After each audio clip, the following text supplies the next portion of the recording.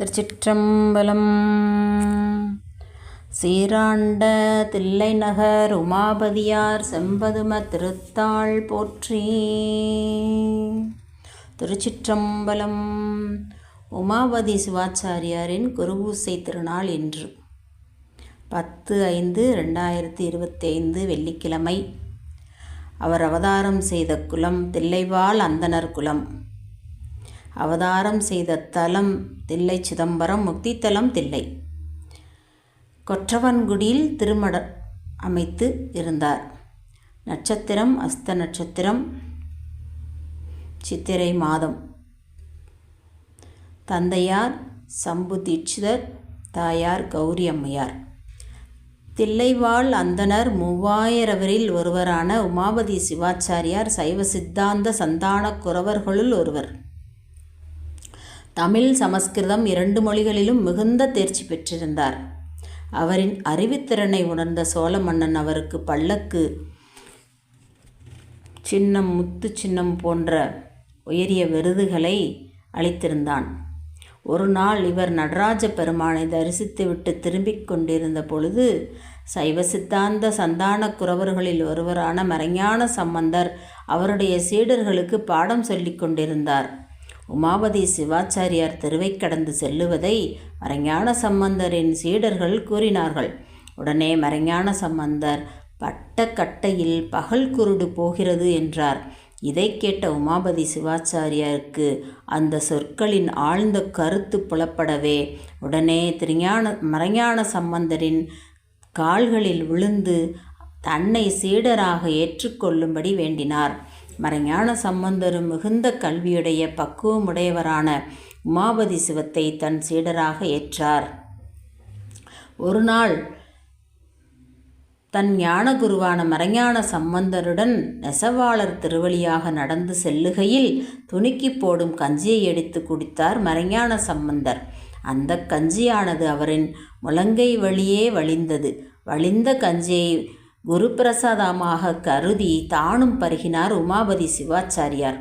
எச்சில் கலந்த அந்த கஞ்சியை உண்டதால் ஆச்சாரத்திலிருந்து நீங்கியதாக தில்லைவாழ் தீட்சிதர்கள் அவரை தங்கள் குழுவிலிருந்து விலக்கி வைத்தனர். அன்றிலிருந்து தில்லைக்கு வெளியே கொற்றவன்குடி என்னும் இடத்திலே தங்கி இருந்து வந்தார் உமாபதி சிவாச்சாரியார்.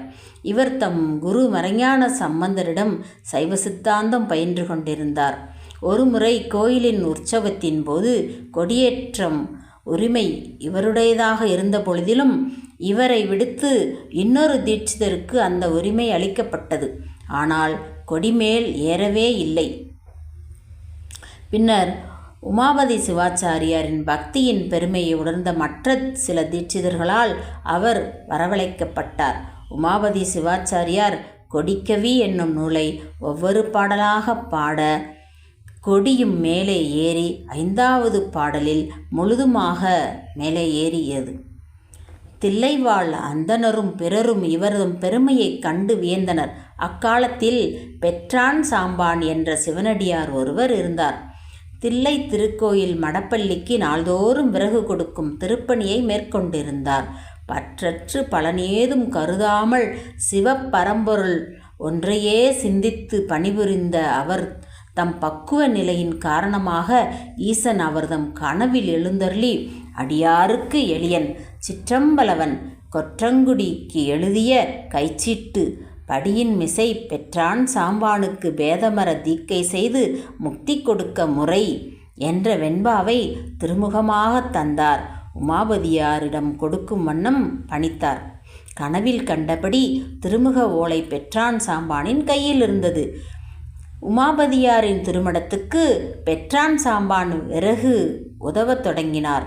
ஒரு நாள் உமாபதி சிவாச்சாரியாரை கண்ட பெற்றான் சாம்பான் தில்லை சிற்றம்பலவன் தந்தருளிய திருமுகத்தை பணிவுடன் தந்து வணங்கி நின்றார்.